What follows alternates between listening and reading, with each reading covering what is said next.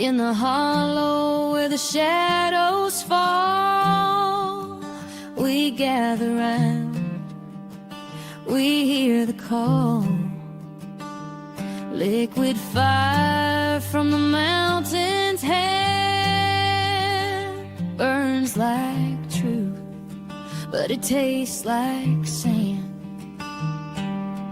Oh, it sure feels right at the end of the day. Drink it up, let the story stay. The creek laughs low, the fire cracks loud. We lose ourselves in a moonlit crowd.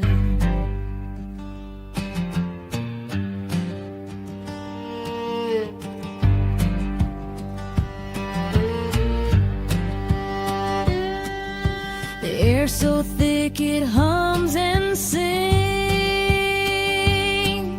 a slow dance wrapped in unseen strings,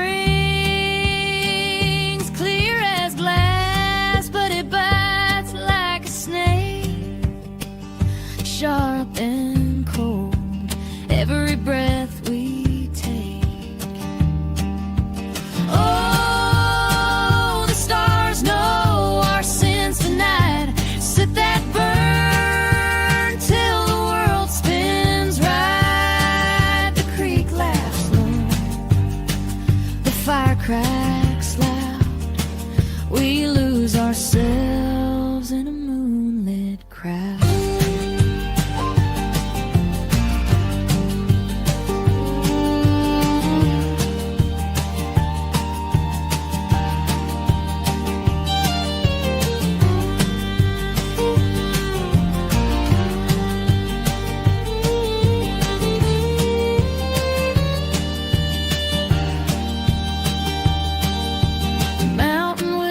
Secrets deep, the kind you tell.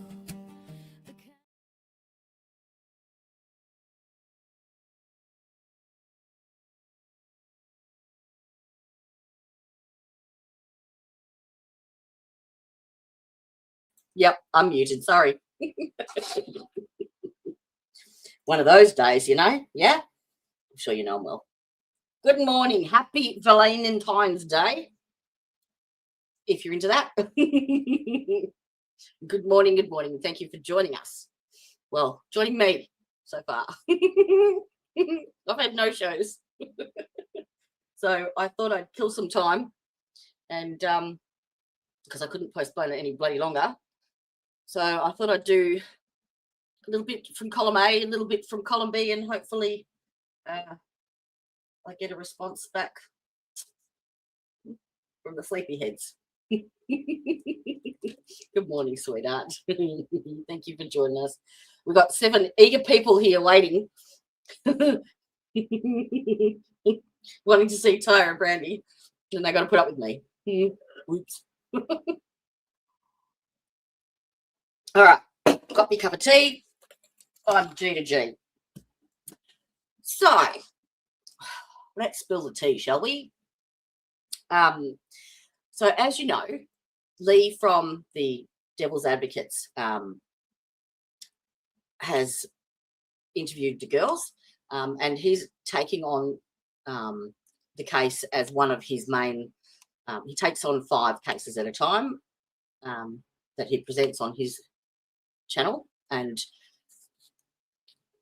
he has a panel of 5 people, if you haven't been over there before. But yeah, there's a panel of 5 or 6, and 3 of those have their own channels that streams to as well. So it's a really broad audience that the message can get out to, which is fantastic for the girls. They're a really, really good fit for Tya and Brandy. They're not into putting down other creators, bullshit, clickbait, none of that shit. They actually go and investigate it themselves, and they only report on pretty much the facts, like what they've got from court documents, filings, proceedings, witness statements, whatever. So Lee has actually been boots on the ground out to Letcher County earlier on this week and met up with Tya and spent quite a few hours out there with her, talking about what their plan of attack is basically and where to start. And then he went into the Kentucky Sheriff's Office. He was pretty much stonewalled there. Went into the courthouse, took some. He had his body camera on him and walked through the courthouse and straight into the room where Judge Mullins was allegedly shot. So I can't wait to see all that footage and how he puts it all together. But he's also taken a lot of information on missing persons and people that have become unalived under suspicious circumstances. So he's got a lot of information there, and he went back and dug up as much as he could as well while he was there. So things are happening. Things are churning over. I don't know when the next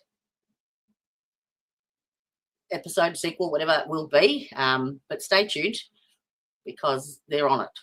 Don't you worry about that. I need to do actually a catch up with him when he gets back on Monday. But yeah, that's what's in the works there. So that's going to be really exciting. He's digging into particularly, I think, because Tya's lost quite a lot of people in her inner circle. So she's lost 2 ex-husbands, both suspiciously, and her best friend Lexi, as well as others. I mean, there's Jen as well, Jen Hill. I think he's looking into that one as well. And Tya had all the autopsy reports, toxicologies, statements and what have you for them, and none of it matches up to what has been put in black and white, basically. So he's going to dig deeper. He's got quite a few. Hello, Jen. How you going? Got quite a few contacts and stuff. So he's a really good one to get to the bottom of shit, which is awesome. You might finally actually get some answers. There's been, that's what I wanted to do. Right, hang on. Wow, that's something. Yes. All right, so this week, apparently the local paper has tried to do a smear campaign on Miss Adams. Let me just save that, sorry. Oh. Where was it? Board? No. Come on, where? So just save it there. And then move it from there. Sorry, bear with me.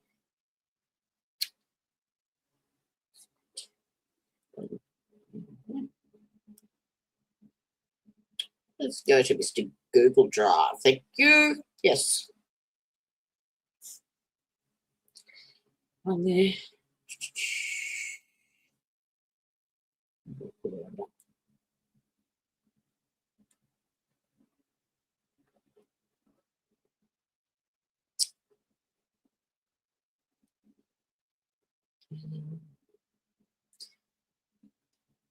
Just put it there for now.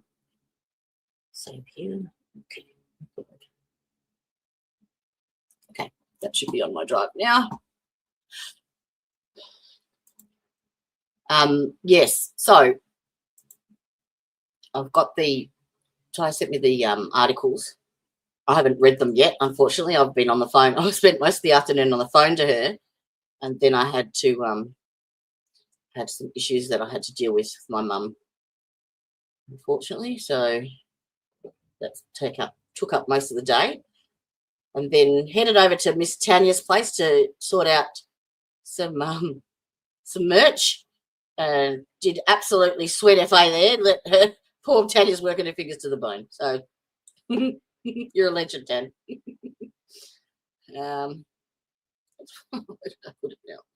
Come on, Jodie, get your head together. Heritage, Appalachian Heritage. That's where I put it. There. Found you. You can't hide from me, lassie. All right, let's share this instead. Yeah. I'm not sure what order they're in, so let's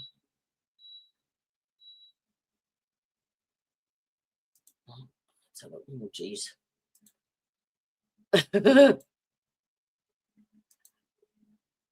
I think this is the first one.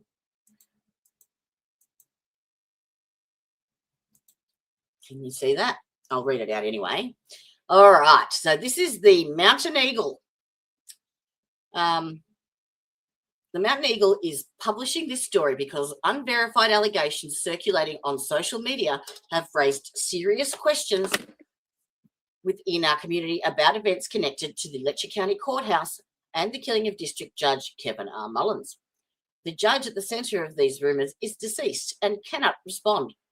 Really? Fuck. I mean, they have to be pretty clever to get that one. Really? Gee, I wouldn't have picked that up at all. For that reason, we have taken care to clearly distinguish between documented facts, personal opinions, and unproven claims, and we have sought comment from those named. Readers are encouraged to approach all information, especially that encountered online, with caution and critical judgment. Well, I agree. I fucking agree with that. Okay, a former inmate of the Letcher County Jail says revenge, attention, and money are motivating the spread of rumours and unverified allegations of sexual abuse connected to the Letcher County Courthouse. Ooh, really? Okay. She has also provided an audio recording to the Mountain Eagle that she says reflects the motivations of people spreading those allegations.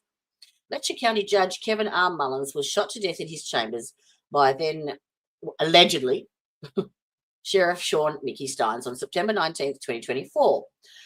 The shooting occurred shortly after a deposition given by Steins in a lawsuit whose core allegation is that Mullins' bailiff entered the courthouse after hours and had sex with a woman who had been released on bond with electronic monitoring. Well, that's a bit dulled down, isn't it? While the lawsuit contains no allegation that Mullins was involved, the timing of Steins' deposition and the killing fueled online rumours and accusations against the judge. Rumours. The salacious nature of the lawsuit, combined with the killing of a judge by the official charged with protecting him, triggered intense speculation across social media, true crime podcasts, video blogs, and tabloid television. No criminal charge, civil claim, or sworn testimony has accused Mullins of sexual misconduct. Not yet, it hasn't. No. The fact that Mullins is dead and cannot defend himself, well, even that is debatable, I reckon. That's debatable. I didn't see any blood spatter. None. I didn't see a security guard walk past and get shocked by a dead body with 9 holes in him either. I saw him holster his weapon and keep walking. But hey, the fact that Mullins is dead and cannot defend himself does not sit well with Randy Holbrook. Oh, Randy. Poor Randy. In and out of juvenile court, Holbrook transitioned to adult court when she came of age and eventually spent 52 months in prison for a felony conviction of promoting contraband after being found in possession of methamphetamine while in jail. Now 31 years old, married, sober, and living in Alabama, Holbrook said she still has deep roots in Letcher County. I bet she does. She's been defending the late judge on social media and agreed to speak with the newspaper about why. Oh, come on, tell me there's more. Okay,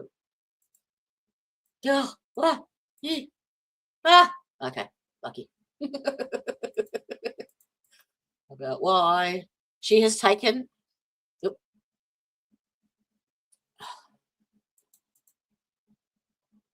a position opposite that of former inmates with whom she spent years in jail and prison. Holbrook, who was an honours student and athlete during her high school years, said she stepped forward because she knows what it's like to be falsely accused of a sex crime and believes such behaviour would have been completely out of character for Mullins. Really? Wonder how much she's getting paid for that. Come on, that's it. I've been dealing with him since I was 15 or 16. Really? I remember someone else who was dealing with him at 16. Dealing with? Yeah, clean yourself up. And you're telling me that he didn't? Yeah, okay, whatever. Hang on 1 second. Where is it? There we go. Yep. That's what I'm calling. And I have a new little thing that I put up here. You ready for it? Ready? 22-year-old mama's boy. Well, your mama's not here to take care of you now, boy.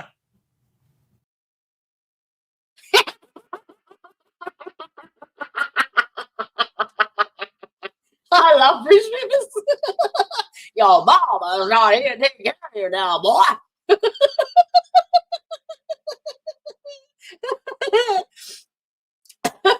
Sorry, I had to lighten that one. Oh dear. Okay, let's get on with this BS. Yes, I've been dealing with him since I was 15 or 16 years old in truancy court, and he was always good to me. Sure he was. He probably provided me with lots of cocaine. Got you out of trouble. Yep. He was never out of the way with me. And I do have a little rough history with drugs and things. Okay, I know. That rough history reached its lowest point, Holbrook said, when she was charged by a Kentucky State Police trooper with sexually abusing a fellow inmate while she was incarcerated in the Letcher County Jail. Police alleged... I think I can see that last line. Police alleged Holbrook attempted to retrieve drugs hidden in another woman's intimate body parts. Okay, yeah. With a searcheroonie. Hey? Oh, fuck. Oh, crap. Oh, maybe that's a clearer picture of it. Is it? Hang on.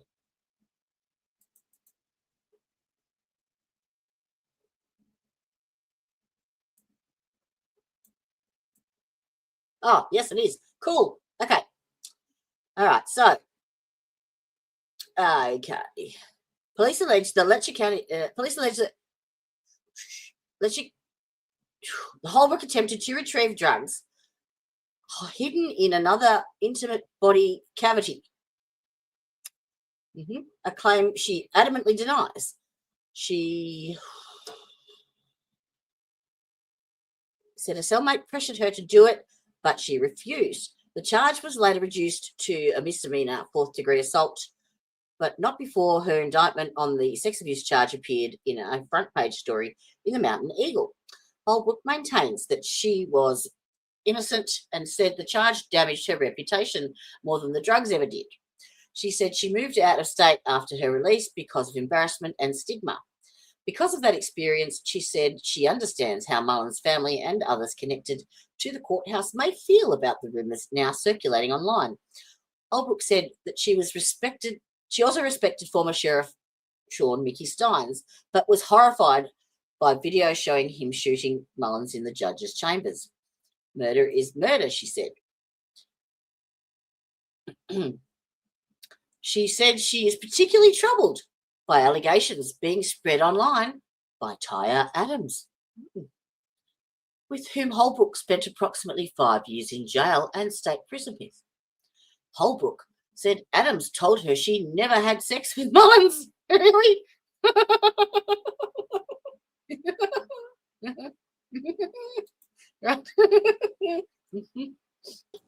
Bullshit. Bullshit. But she did have sex with another man whose first name Adams used in conversation. Holbrook said she believes the man was an attorney who represented Adams but provided no documentation to support that belief. Oh, what? Did she want him to sign a confession? Please, can you just sign this? Because, you know, what you just did? Yeah? No.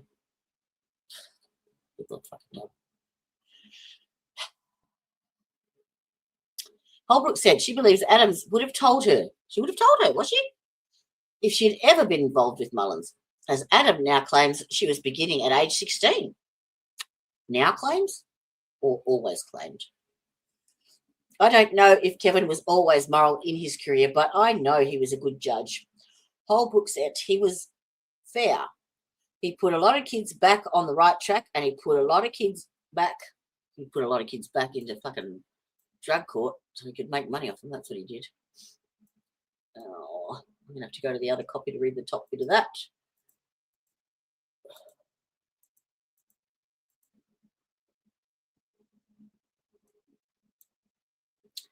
All right. Holbrook said she believes people spreading the allegations are motivated by the belief that sensational claims can generate attention and income online. Now, that is fucking bullshit.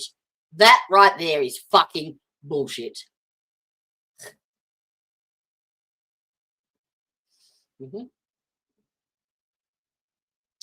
I can actually tell you that between the both of us, both channels, mine and Tyre's, the income from this has been under $200 for both of us combined.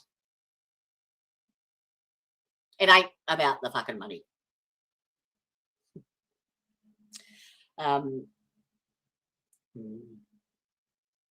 She said she has heard former acquaintances say as much, and that some have attempted to recruit her to participate. What? Okay. She also said Adams attempted to persuade her to share stories about the judge and jail employees, but she refused. Yeah, well, Tya has been putting it out there to get people to come forward and speak. Holbrook supplied screenshots of text messages that appear to show exchanges between her and Adams. That's what Tya is doing, Holbrook said. She's trying to make it go viral and make money on YouTube. No, she's trying to make it go viral and let everyone know how fucked up Letcher County is. Simple as that. That's all right. That'll all come out when Lee's boots on the ground expose is released. I believe in Karma Man, and it's going to come back on them. Well, I believe in Karma Man too, and yeah, it's kind of come back on someone. That's for sure. YouTube allows users to earn money by attracting viewers to their videos. When a channel becomes popular, YouTube places advertising on their videos and pays the creator a share of the revenue. Now, hang on a second, Randy. Randy, did someone pay you for this article? Did they? I bet you they fucking did. Hands down. Additional income can come from donations or paid subscriptions. Well, fuck me. Oh. Jesus Christ. Really? Really?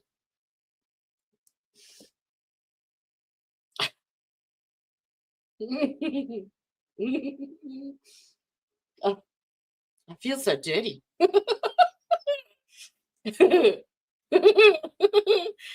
Oh dear. Videos that draw strong emotional reactions often get more views. What, you mean the truth? Which can create incentives to exaggerate or spread unverified information.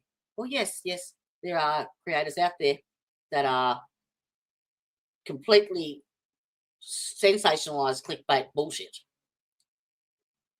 You just need to be a connoisseur of who you actually get your information from. The horse's mouth is generally the best.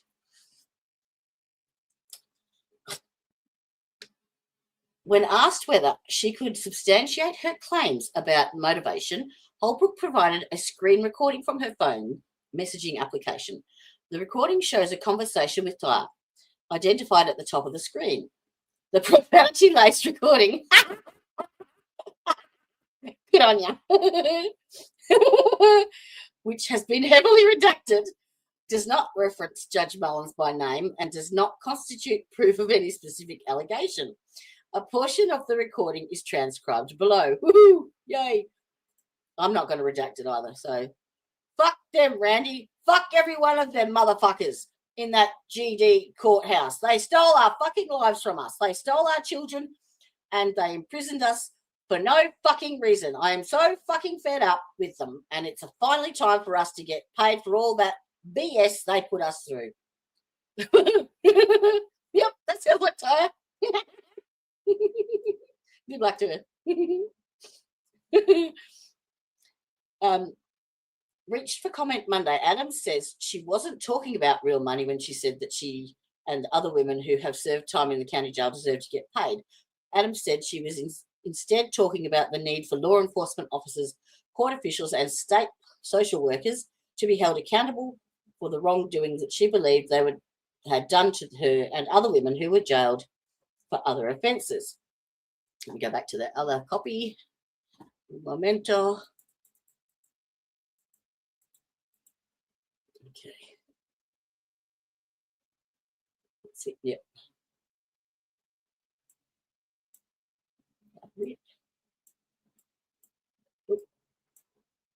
Okay. I don't want to get paid, Adam said. I just want my children and I want my freedom. That's all I've ever wanted. And do you know what? I've got a really, really, really good outcome from that. From this article, Tya's second daughter, Sadie, reached out to her and they are now back in contact and like thick as thieves. So, yeah. Her daughter saw this in the paper. So, yeah. Something really, really good has come out of it. Oh, I've got goosebumps again. Adams, who co-hosts a YouTube channel called Appalachian Dreams, Appalachian Dreamers, dickheads, and thanks for the plug, is the mother of 4 children, 3 of whom she is not allowed to know. That's not correct. She is allowed to have contact with them, but they were adopted out while she was incarcerated for a crime she didn't commit.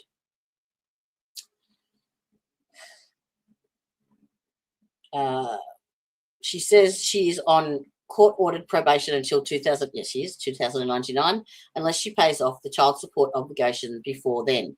Now, we've actually been looking into that behind the scenes and trying to do some calculations in there, and the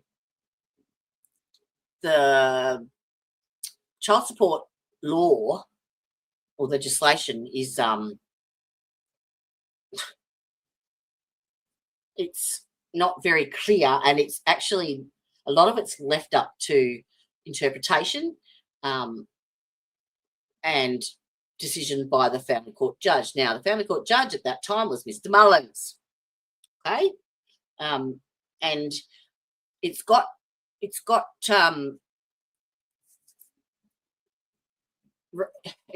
the ability to be able to reduce the child support to a basic minimum. So the minimum, I think, was $60 a week from the like, regardless of whether you're working or not. Like, there was a basic minimum, but you also had the option of whether or not you could choose to have, it's like 12% interest applied. and that's applied per. So what happens in child support? If you miss one payment, that is deemed as one judgment. So every judgment that you miss or accrue adds up. So each one then gets the additional 12% added to it. Does that make sense? So every time it adds up. And what they did in Tya's case was they actually doubled her child support while she was incarcerated and added the interest on top. And she came out, even though she was still paying every fortnight her amount, she came out owing more than she did before she went in. So they had the option of being able to not add that 12% interest, but they chose not to. And they also charged her for when she had the children, or that particular child, in full custody for 2 years. She was still paying the state child support.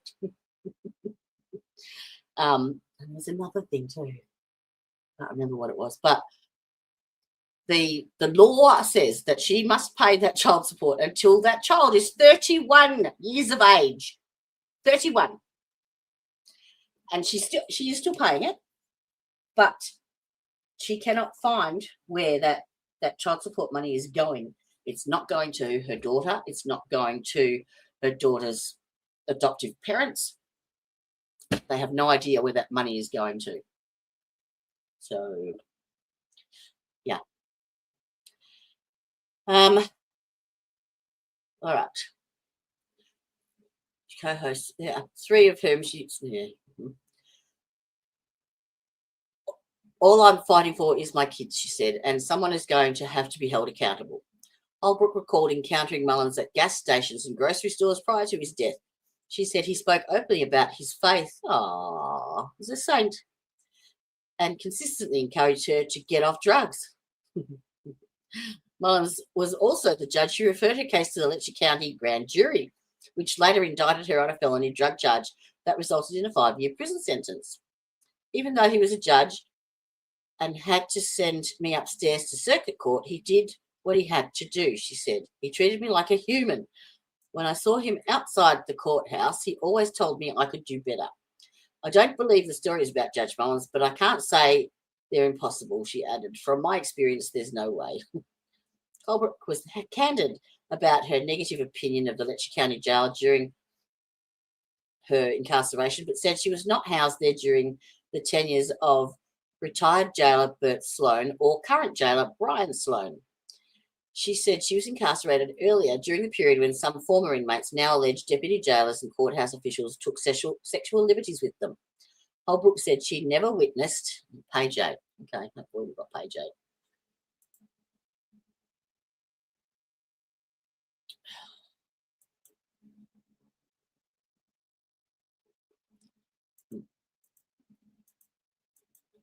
Come on.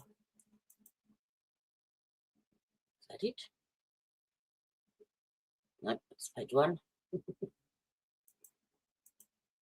So you could have screenshot these in order. What's that? No. Ah.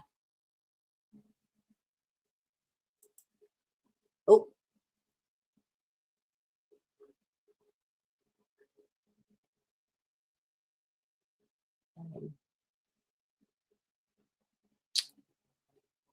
I can't read that. Oops.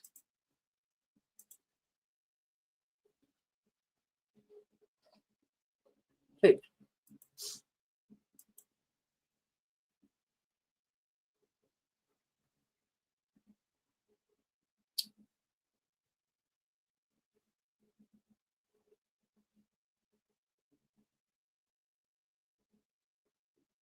What's that? Topic. Oop.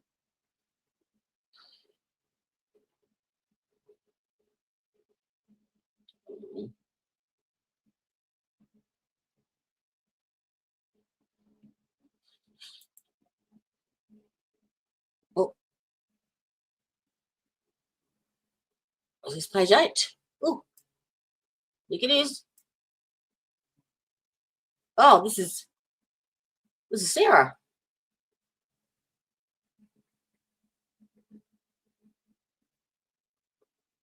All right, let's read the bottom bit first. She said a room some former inmates claim was used for sexual encounters was instead filled with inmates' personal belongings and would not have had space for such activity. Okay. You never bent over. She also said hallway cameras would have made it difficult for an inmate to be taken into a room alone without being seen. Oh my God. Really?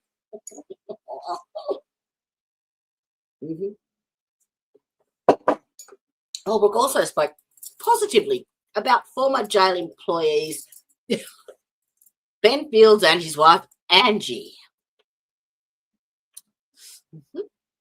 Though she acknowledged Fields pleaded guilty to third-degree rape of the woman who is suing him.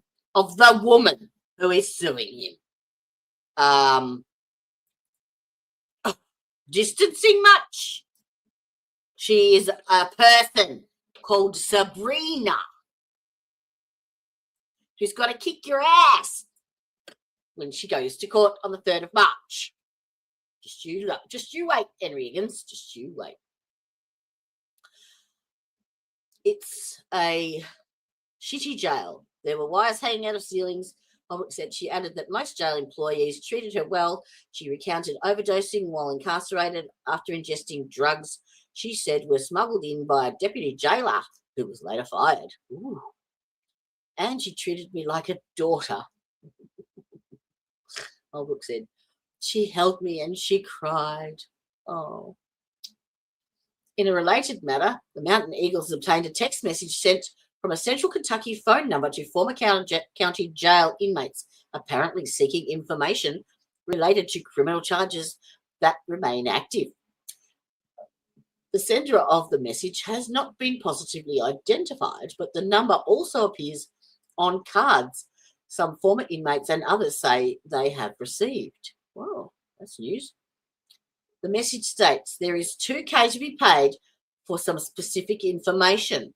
Call me when you get a chance. No recording, no BS. I promise. Whoa. That'd be nice. Can I have... I want their number. Holbrook said she had not seen the text message or the cards, but cautioned that such an offer could easily prompt false statements. If somebody offered $2,000, especially to someone who's a drug addict, they would instantly say whatever the person wanted to hear. Well, that pretty much sums up that whole fucking article to me, really, doesn't it?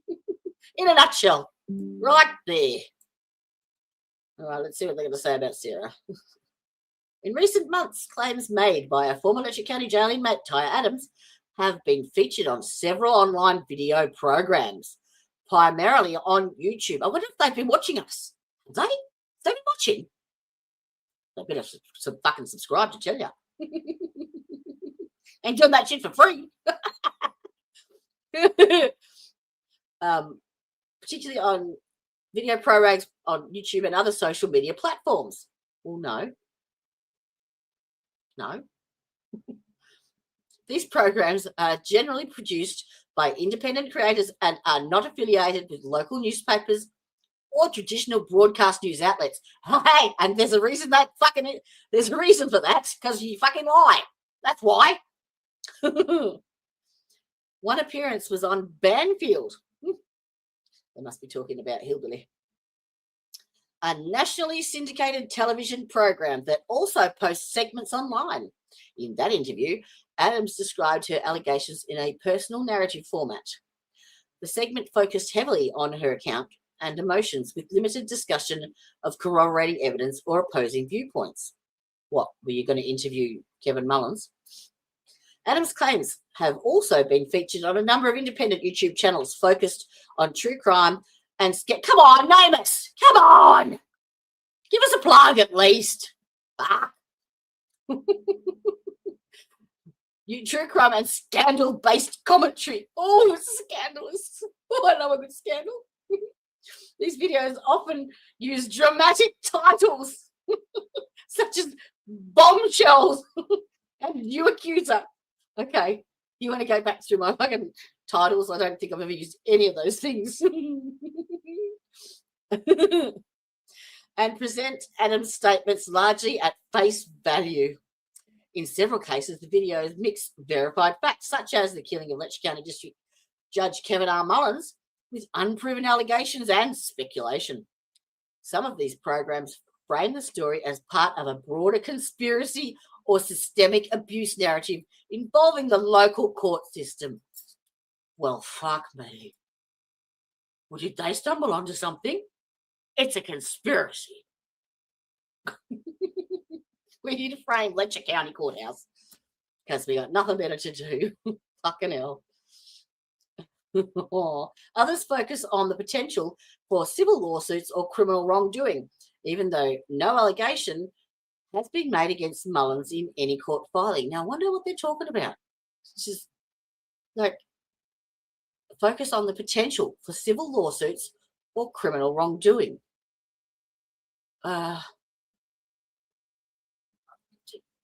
Tya hasn't spoken to anybody else other than Devil's Advocate and me.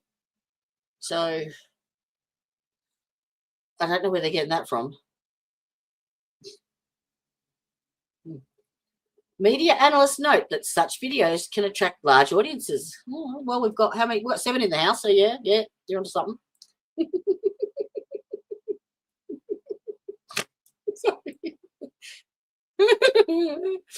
Because of their emotional and sensational content.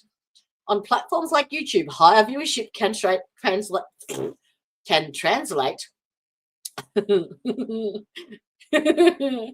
into advertising revenue. Donations.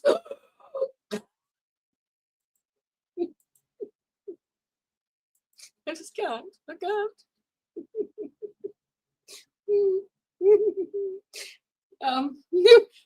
Or paid subscriptions.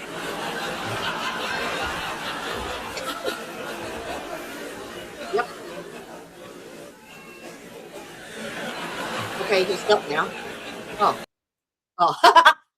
I wasn't. All right. Okay.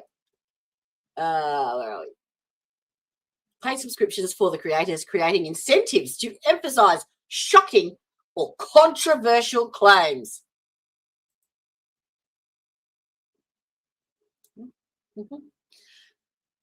At this point, there is no proof whether claims made by Adams and others charging that serious crimes were committed by Letcher County officials are true or false. No, but they're certainly coming. If they are true, then consequences should be paid by the offending parties. Absolutely. If they are false, then consequences must be paid by national tabloid-style TV and online programs who repeated the claims without bothering to verify them. Yep. Good with that too. Got no issues there. Now, she did say she sent me her text message responses, but no, that's all about. Okay.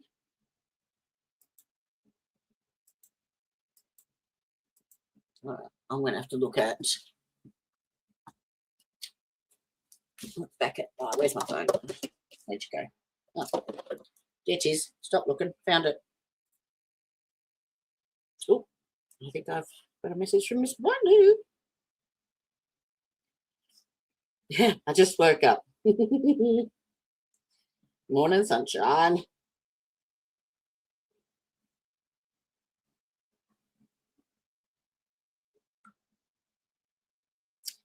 Okay.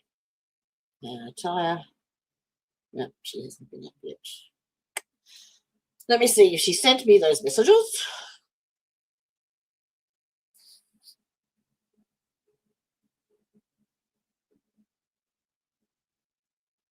Oh, here we go. This is on Facebook. All right, let's go to Facebook, or my Facebook, and go from there. because she actually responded to that article.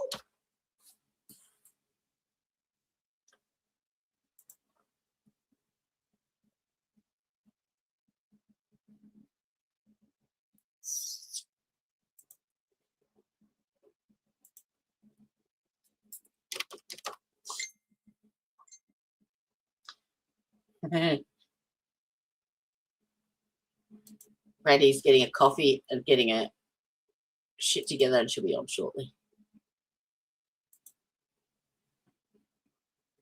All right, come on, come on.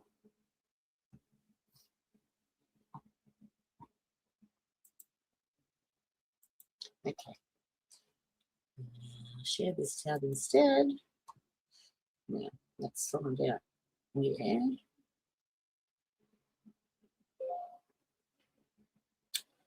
This. Yeah.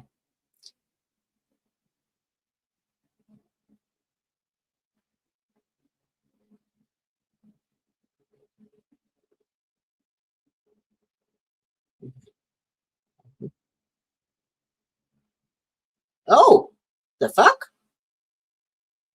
You know, that is Peeps, don't you? Who's that right there? It's Mr. Michael Clark. Wow. Okay. We have a squiz? Chocolate strawberries or whatever you might. Saturday morning. Happy Valentine's Day to you. Get ready to go in the gym and work out. But listen, 1 John 4:19 says, we love because he first loved us. Before you text your boo or make a Facebook post or get chocolate candy or chocolate strawberries or whatever you might do, you just remember God loved you first. True love isn't found on February 14th. It's found in John 3:16. For God so loved the world that he gave his only begotten son, that whosoever shall believeth on him. Shut up, all right. Okay, here we go. Mountain Eagle. I believe I need to open that one.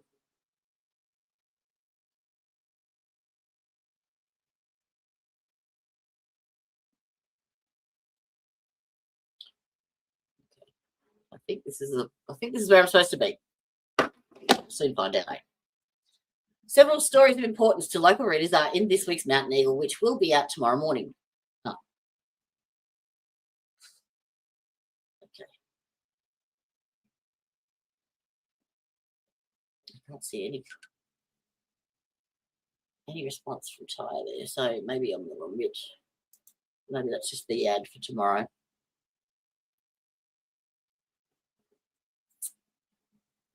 Come on, where are you? Actually, how about I just search for Tya? That might be better. Shows you how much I get on bloody Facebook, hey? There we go. That's the one. So her comment is, thank you for providing everything about the jail that is true. To send a convicted rapist to try to discredit a victim is disgusting behaviour. Randy Phillips, anytime you violate another human's body without consent and put your fingers inside a woman looking for dope is rape. You are a convicted rapist. You have not falsely accused. You did that, and you were rightly convicted of sexual assault. I guess predators will always defend predators. No wonder you wanted to erect a statue to honour Kevin Mullins. Oh, really?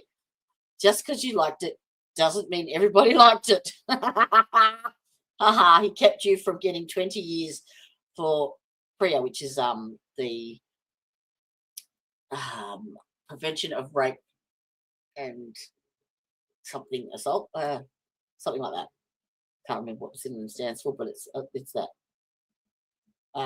So there you go. She's benefited from Mullins because she got off a 20-year sentence. If that's why you and 2 other girls jumped me in jail and got 10 days for it, did he have you beat me to silence me, Randy? Or is that why you didn't have to register? Also, thanks for recording my righteous indignation about the systems that failed my family. I am allowed to be angry. I'm allowed to speak my truth. and will continue to do so repeatedly and loudly. Article about her sexual abuse charges in comments. Okay, let's have a look. Oh dear. All right. Oh, these are really good too. Tya does videograms. I think they're $15. And oh, man, they're amazing. So she just sends you a it's like a reading type of thing, and she sends it to you as a personalized video, and it was absolutely spot on. Okay, so what's this? Right. This is Miss Randy Phillips. Lovely. Others indicted by the grand jury are Randy Phillips, 23, is charged with first-degree complicity to sexual abuse and being a persistent felony offender. Randy. Shouldn't be so Randy. Brandy, I am struggling to find the right words to express the anger, heartbreak, and disgust I felt reading your recent coverage. Not just because of the subject matter, but because of the way voices were chosen and platformed in a story involving victims who have already suffered enough. You are not just reporting words on paper, you are shaping public perception in a small mountain community where reputations, safety, and healing can live or die based on what gets printed. My friend is not a headline. She is not gossip. She is not something to be torn apart in public opinion while already carrying the weight of trauma most people could never imagine surviving. She is a human being who deserves dignity, fairness, and the basic decency of not being publicly undermined by individuals whose credibility has already been called into serious question through documented criminal proceedings and allegations. Do you understand what it feels like for victims to read coverage that appears to give a platform to voices that can intimidate, discredit, or silence them? Do you understand how terrifying it already is for someone to speak out when they are in a system where they have no power, no protection, and often no voice? Victims inside jails are among the most vulnerable people in our entire justice system. They depend on truth, accountability, and outside protection because they cannot simply walk away from danger. When their stories are met with public doubt fueled by who is given the microphone, it sends a chilling message to every other victim watching. That's fucking true. Stay quiet or risk being publicly dismantled, or worse. It is not just about my friend. This is about every victim who wonders if anyone will ever believe them. Fuck me, that's it known for me today too. It is about every survivor who already carries shame that does not belong to them. It is about whether journalism in our community will stand as long as a light for truth or become another shadow victims have to fight through. Mountain people are taught to protect one another, especially those who are hurting and vulnerable. We are taught that silence in the face of wrongdoing is complicity. That is why this hurts so deeply, because this feels like protection and more like public trial by narrative. Sorry, because this feels less like protection and more like public trial by narrative. You have influence, you have reach, and with that comes responsibility. Fucking oath it does. I am asking you, not as an enemy, but as someone watching victims fight to survive, to reflect on the human cost of how these stories are told and whose voices are elevated in the telling of them. Because while articles fade, victims live with the consequences forever. Suck, Brandy. This woman.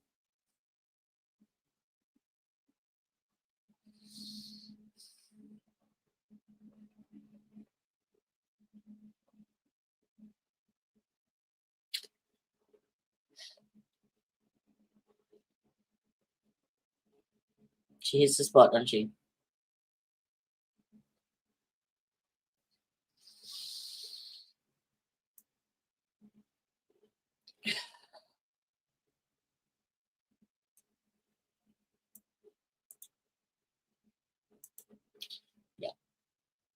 That one's getting saved.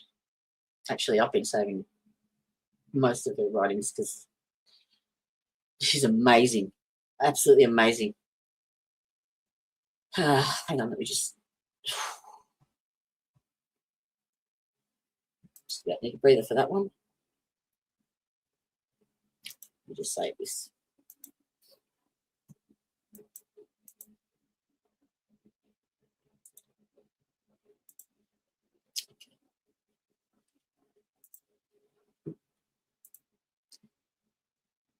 Ooh, where'd I go? Yeah. Oh, I was on Facebook. Oops. Go back. Where the fuck did that go? Oh, there we go. Okay. All right. What was the comments after that? Jill Greenman's Dober. Probably completely balls that name up. I apologise, but stay strong. Your voice matters to so many. Many that don't have the strength to come forward are cheering you on in their silence. Yes, they are. Hopefully they find their strength to join you in the loud voice. Until then, continue to be the strong voice you are for so many. Those that try to silence survivors are a huge part of the problem. Those who did not partake in the activity themselves, but protect those who have done so, are just as guilty as the person that did partake. Rhonda Justice says, here in Pike County, Kentucky, they say you ask for it when you get your insides ripped open and bleeding for days after the assault. Totally agree with any person that violates another in any fashion, and people who know about it or prostituting by having you raped after knocking you out should have a bullet between their eyes, not full protection from police and courts. I don't care what position you are in. Jessica Hicks says, this woman is the same one that mocked me on one of my posts. She called me crazy and pretty much defended Kevin Mullins, the state trooper David Banks, and the jail staff that treated me like trash at the jail for no other reason other than to psychologically break me into keeping my mouth shut. She isn't a nice person. People need to start fully comprehending what day and times we are in, because karma is such a bitch. If they want to defend and protect the wrong and attack the innocent, then they can sit with that backlash of doing so. Amanda Duty says, I just have a question. Is hillbilly crime, and the girl mentioned here saying that there wasn't any truth to all the allegations against Kevin Mullins, and Tya Adams was asking her to lie? I keep seeing this stuff and I'm just trying to understand. See the responses to that. Tya said something like that. Basically, I'm just a lying drug head prostitute, and Kevin Mullins is a good man, and so is Ben Fields and Hillbilly. Amanda Judy, Hillbilly claims Tya asked her to lie. Never. Oh, Hillbilly claims that Tya asked her to lie. Tya said, you should go back to the beginning and watch and count how many lies she's told on her own. Yeah. Okay, Susan Mullins Bartley. Okay, they're familiar. I'm glad that you are doing what you need to so that others aren't going to be in the same situation as you. I wonder if she's... That's really a conundrum there, because Mullins is Kevin Mullins and Bartley is Mickey's attorney. Okay.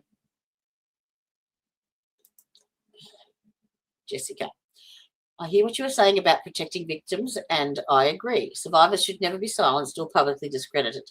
That's exactly why it's important to recognise what really happened here. Some people, like Randy, have spent years mocking, belittling, gaslighting, and calling people crazy, or do other name-calling, all while defending a corrupt system and people like Kevin Mullins. Some think they are untouchable, morally superior, or that their networks protect them. But times like these are not for games, lies, or trying to twist the truth. Karma is real and it never forgets. Targeting protected souls, spreading deception, or trying to silence truth tellers will only expose the chaos that they have caused and the damage that they have done. It isn't about public perception. It's about accountability, alignment, and the undeniable reality that truth always finds a way. People who try to manipulate, intimidate, or gaslight others only dig themselves deeper. Voices that speak truth cannot be stopped, and those who have spent years attacking, mocking, or defending corruption will eventually face the consequences of the chaos they've created. Maybe Brandy will finally learn her lesson. Project lies and attack onto truth tellers, or try to silence those brave enough to stand against corruption. And the unseen forces far greater than themselves will always find a way to reveal the truth, the true nature of who they really are. How much did Holbrook get paid to defend the courthouse? There you go. That's what I said. She's out of the state and nobody's eyes are on her, and she's spending. Not credible at all. Tim Huff says, piece of shit for sure. Weak need. I'm thinking that's whore. Said it'll never leave their minds. Terrible trauma. Rita Goodman. Yeah, her. You're right, Tyre. Predators will protect their own. Angela Caudill. Hey, girl. See your messenger and think about. Okay.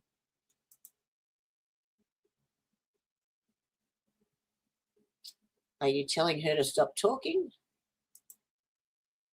No, she sent me an article on something related to something else. Okay. This definitely is wrong. What the fuck? Very wrong. Dave Slavinsky. So happy some justice is coming your way. Tamara McKinley. Of course she will protect the name of someone she had sexual interactions with. Ashley Morford. Ignore the haters, Tyre. Keep up what you're doing and keep your head up. You're the most intelligent human I know, and people hate you for it. They can't be on your level and it kills them, so stay strong. Your friend always. Oh, that's nice. And Mossy McLean. Oh, it's tagged Hillbilly Crime in it. Why can't I go any lower than that? View hidden comments. Ooh, hidden comments. What's this? What's this? Oh, Randy Holbrook. Guess I'm going to hell then, since all them scriptures you posted must mean that. Laugh my ass off.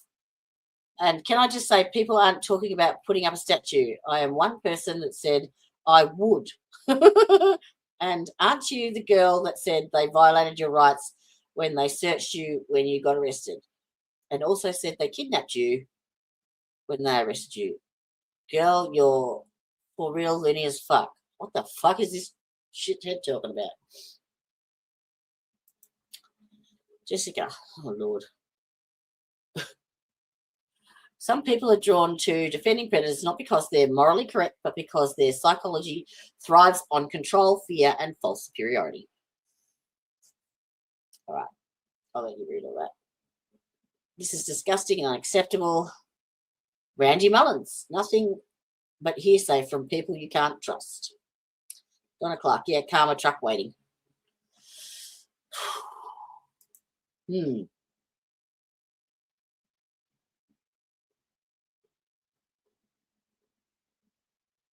Oh, it's last year.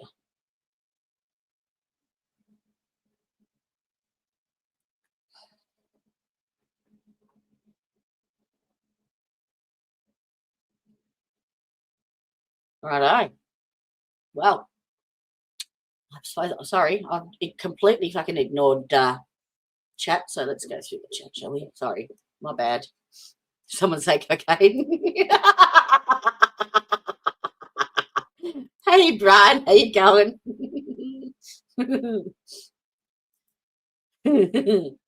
Oh, yeah, look. Yeah, the smear campaign has begun. I can't follow the details of this story. I feel like I missed episode 2, which is all the backstory, and now the whole season's. Well, you have to go back and watch the playlist. You've been a very naughty boy. There is so much, and yes, I'm trying to structure the catch-ups more, because we seem to jump from post to post, and I want to make sure that they cover the whole story and not just bits of it. So I've tried to structure it so that we try and do one topic at a time. And that way they get to have their whole story told without missing bits, and it's in a format that most people couldn't follow. So bear with me. And it's just that they have so much to tell and such little time to tell it. They get so excited and they just and think that everybody knows who so-and-so is that they've just mentioned, because I spend half my time going, okay, hang on, stop. How does he know her? Where does that fit in? Fill me in the blanks. I need the jigsaw fixed. So I get it. And I do try and fill in the blanks when I can. So yeah, but we're trying. There is so much. There is so much. And like, yeah, I spent 7 hours the other night with Tya and Brandy just talking about one topic, and we didn't even finish it. The stuff that they've got to tell, the stories. And then you go through and look up the legislation and, do your back research with them, and it's fucked. It's really fucked. These women have been groomed from birth. I shit you not. They've been groomed from birth. They are encouraged to emancipate early. They are they have to sit for their GEDs, I think about 15. The Brandy, or it's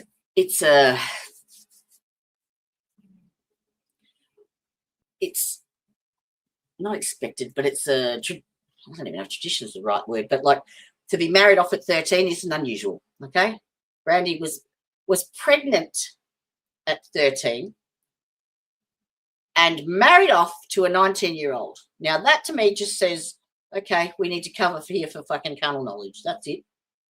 Yeah. So what they actually sent letters to Tya's parents when she was 16 to have her emancipated from them. And Tya was put on, figure, she was put on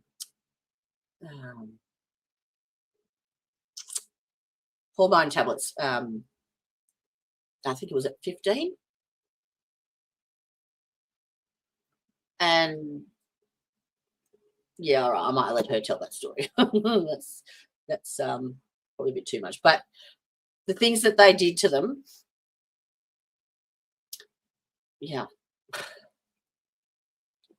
it's fucked. It's fucked. Miss Simi, why is this woman's story opposite whatever? Yeah, exactly.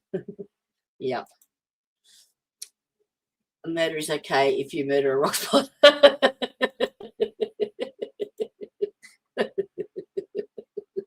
Uh-huh. I didn't know that rock spider is a pedophile or a turtle.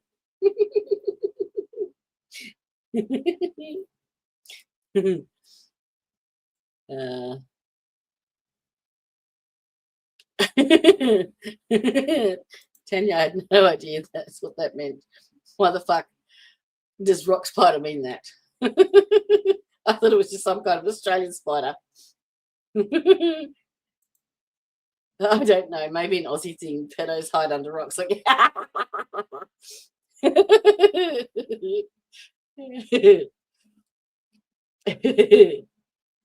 dear. What's that? Gotta go. Sergeant Bill is live. Who's Sergeant Bill? I really can't stand listening to these people back and forth, but none of them can prove anything. I want to see the trial before I believe anything. Well, a lot of it, I think, is probably going to come out with Sabrina. She's the linchpin here. Yeah. And, man, she's got some kahunas to stand up alone against this. And this is like 5 years in the making now. To have her co-defendants murdered. Yeah. So there was 4 of them, as well as Sabrina. There was Jennifer Hill. Yep. unalived. Lexi, unalived. And the fourth one was her initials are BC. And she's actually about to come forward, I think, and tell her story because she was the fourth applicant on Sabrina's filings. They found some trumped up charges and locked her away so that she couldn't testify. Plus, her mother, Christine, advised her not to because of what had happened to Jen. So they were actually talking to Tya today whilst I was on the phone with her. It was a three-way. So, yes, I believe she's at some point going to come forward and tell her story, which will be good. But it just, yeah, that she's actually wanted on a warrant at the moment for bullshit. But, yeah, she's if she heads in there, she's in danger. She can't go there. Yeah, I don't know if they'll. I've got a feeling that there's going to be a plea deal down the track. I really do. But I am really interested to hear what happens with Sabrina's case. And I believe that Brandy is going to head down there. She spoke to Sabrina. She's going to head down there and be in the courthouse with her to support.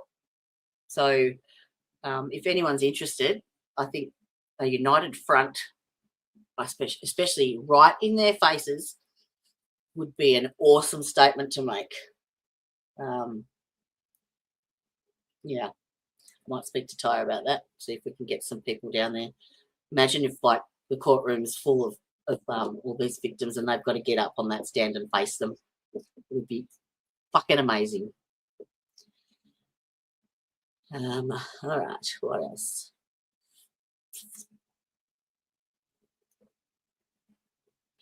Oh, Preacher Man, yeah. I think whoever wrote that article definitely watched the Defence Stress. Well, they could have plugged us.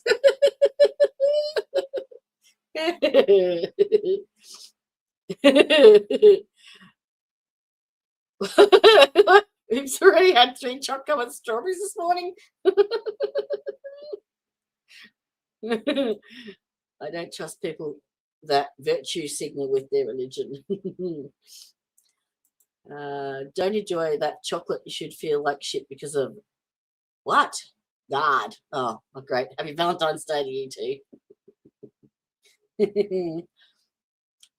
Hello, Miss Mindful BG2. Welcome.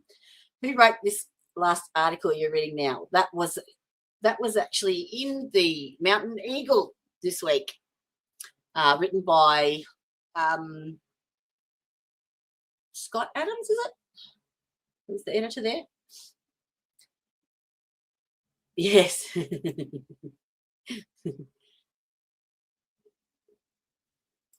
Hillbilly did not say it didn't happen. She said no one has proven it, which has been detrimental to the channel. Of course, she should have continued to support victims. What didn't happen? I don't understand.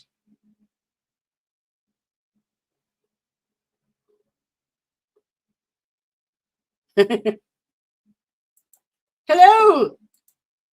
We love you too.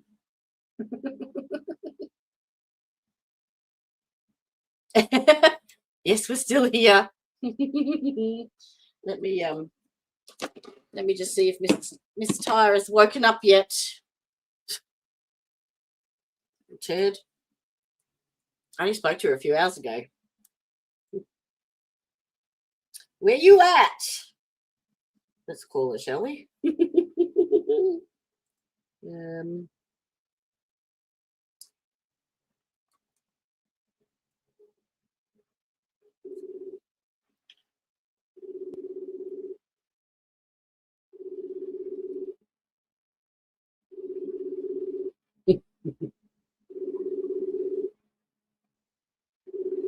Wakey, wakey, hands are sneaky.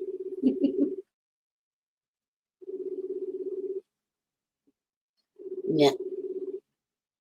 She's sleeping. Oh, who's that? Brandy. I'm pulling myself together. No problem.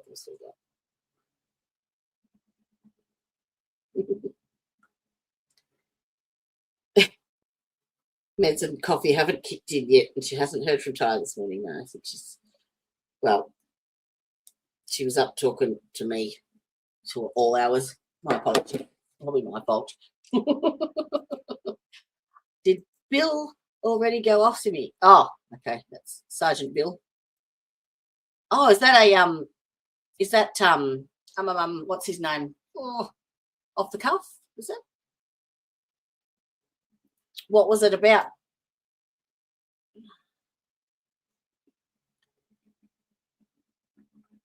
Oh, there you go. Ha, I was right. Yes, for sure. Is it worth watching? What was it about, Simi? We can we might be able to just have a squeeze while we're waiting. He's the retired police officer, isn't he? It has there's two people on that, if I recall, from memory. Or maybe I'm lying. Maybe I'm full of shit. It's always possible. I try not to be, but you know. All right, now, where did I put? Oh, just a FYI, I found today that, do you remember the case that we did with Nia Harris? Over, where was she? Was it?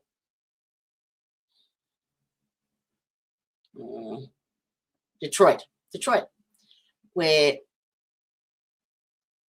Jarvis Butts was accused of her murder.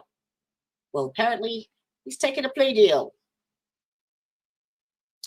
Yep. He pleads guilty to her case and 5 additional cases. Should we have a look? Do you remember we had Real Talk Bougie on? Well, she did a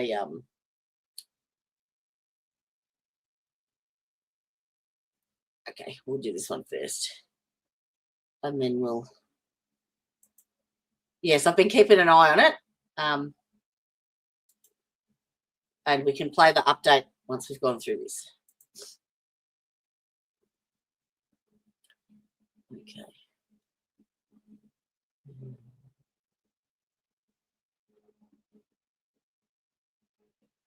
So,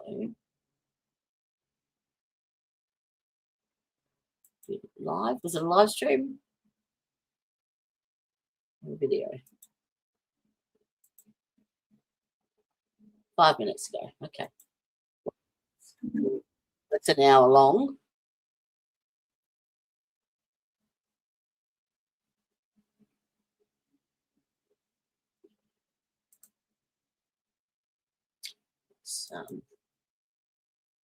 Share the screen.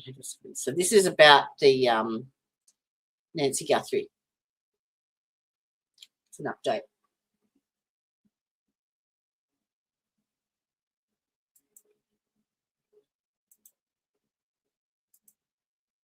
Okay. Thank you, Police Off the Cuff.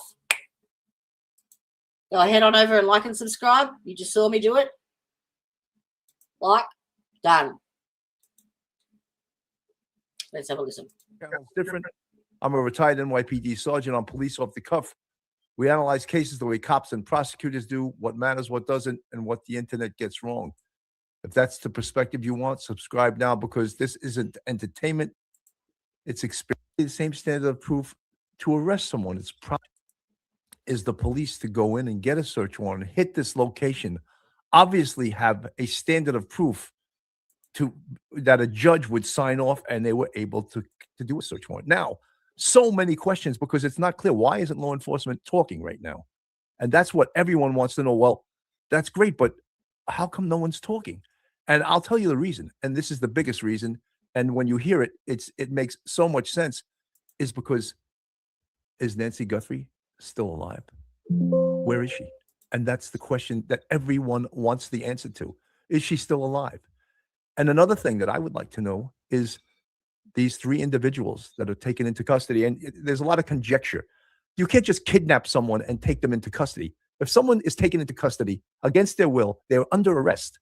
And whether no one's saying that, but that is a fact, because once you take someone and move them from one location to another, they better be under arrest, or they could sue you for not having probable cause. All right. So they're under arrest. If it's determined later on that the people you remove from a search warrant, they didn't do it, then you do what's called a voided arrest report and you let them go, which happens all the time. But it's just taking someone into custody. Custody means you're not free to go. So to define it even further, you are under arrest. And another thing that no one is talking about, and I'm going to get into that, is the emergency exception to Miranda. So, whoa, what is that? Well, we're going to get into that in a second. But first, folks, hold on to your hats, hold on to your loved ones, hold on to your thoughts, hold on to your service dog. You're about to enter true crime from a police perspective. You're about to enter the off-the-cuff zone, the police off-the-cuff zone.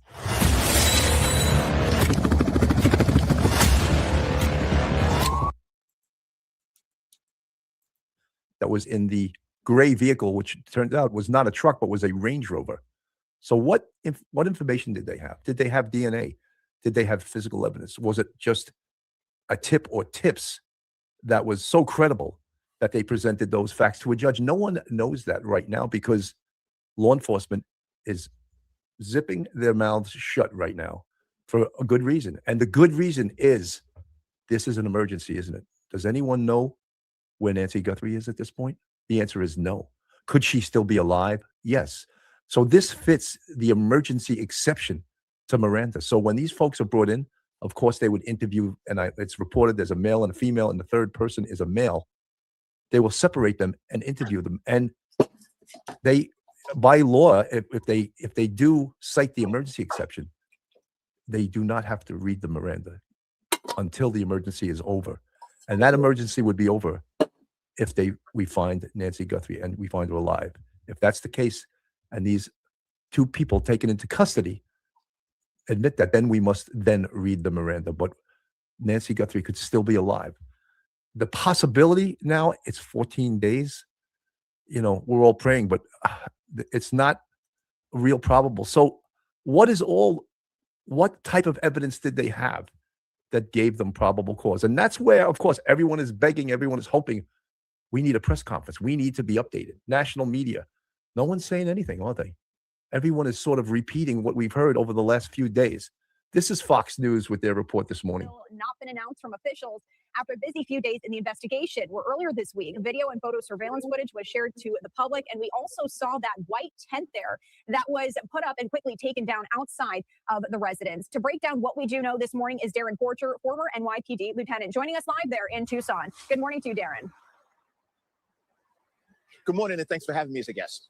Absolutely. Well, let's just start. There were several developments overnight there. What do we know as of this morning?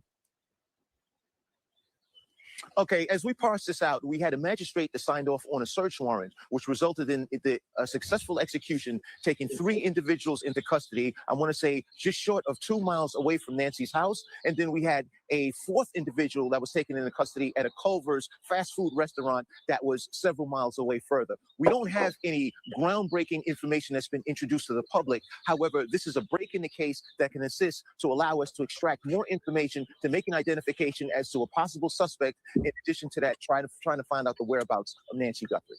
Now, Darren, a question I think the media has had, why have we not had a press conference? Because this seems like this could be a major development in this case. So why are officials not yet sharing more information with the public? I'm going to answer that question right now. And the reason that they're not sharing information with the public is what I just cited before, the emergency exception. They have 2 people, 3 people taken into custody, but they do not have Nancy Guthrie. So she could still be alive. So they can't release this because the press can go on a field day. And what if there's more perpetrators involved? You want to spook them? So don't release the information yet.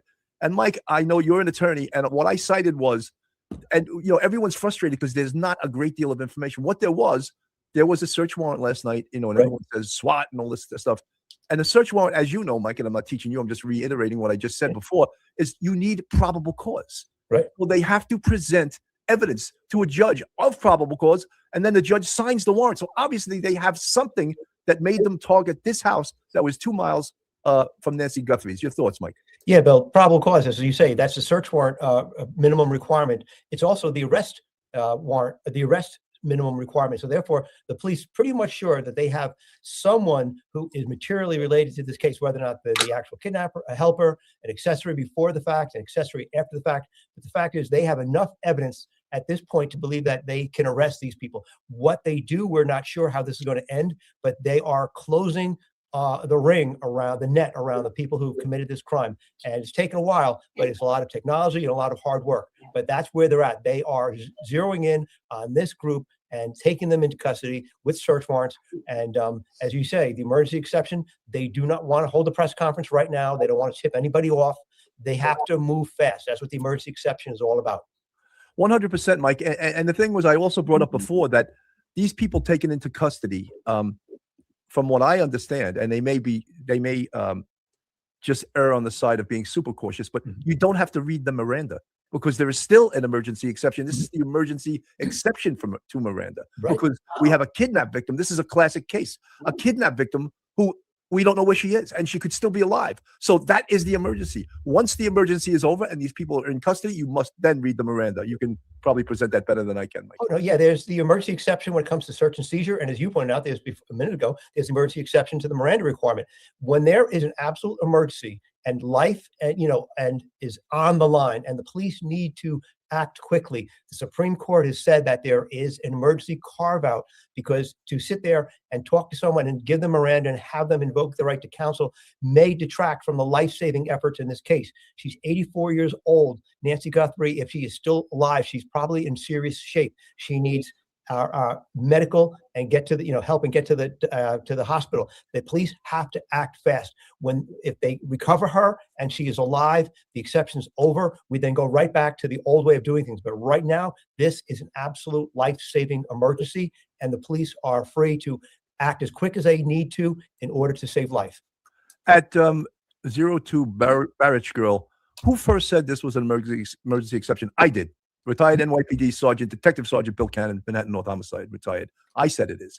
No one else knows the law, this is the first time I've heard it, period, right? And technically, Mike, they could have enacted the search warrant without a warrant. They could have, but they want to be super careful, right? And they got a search warrant. So they get the search warrant, but they do the search warrant. Nancy Guthrie's not in the house. Mm-hmm. Now you want to get information from the two people that you removed from that house. Separate them, bring them into custody. And that's the other thing that everyone's talking about, Mike. You can't kidnap someone and say they're just under investigation. No, they're under arrest. If you remove them from that scene and take them to a police facility, they're under arrest, right? They're not free to go. They're in custody, right? They're in custody. Mm-hmm. So people let us, again, this is erroneous material out there. Once you remove them from a location, they're not part of an investigation. They are under arrest. And if you find out after your investigation is completed that they didn't do it, then you do what's called avoided arrest and you let them go. Mike. Yeah, Bill, the need to act quickly and to, work with or without a warrant. As you said, I am sure there's probably a Pima County judge who's probably sitting by the phone just waiting to hear requests for a search warrant or arrest warrant in this case, because they need to act fast. You can't wait 4 or 6 hours to find a judge. Everybody understands how important to getting something done quickly in this case to save life. And as you say, you've got them, you've gone into that house with or without a warrant. It still might be perfectly fine with or without a warrant. If you can err on the side of a warrant, great. But if you don't, go in there based on the emergency exception. You get those two people, you bring them to the station, they're in handcuffs, you separate them, as you say, that's the way you do it. Get them talking so they don't back up each other's lies, and the truth will come out. And if it turns out that they're not the right person, as you say, you avoid the arrest.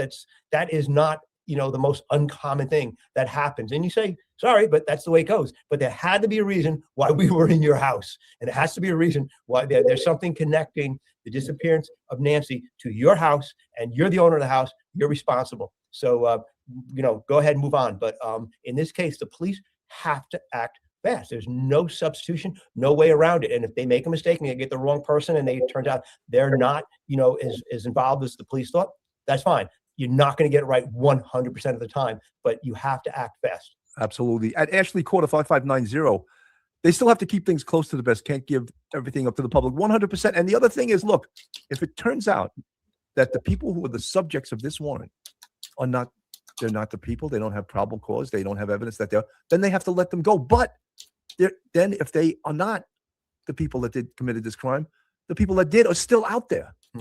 And we still have to keep the information, the investigative integrity close to the vest, as everyone keeps using that term, because Nancy Guthrie could still be alive.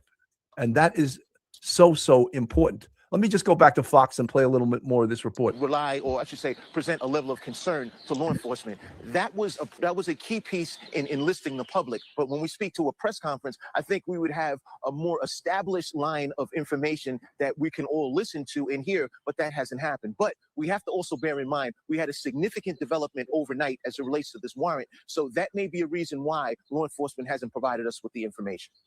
And we also do know, Darren, that several tips have come in really since that surveillance video was put out earlier this week. Law enforcement now working through those tips. But we do have a viewer question that I wanted to ask you. And this is coming from Linda. And she's asking, do you believe the public tips is the result of these detainments?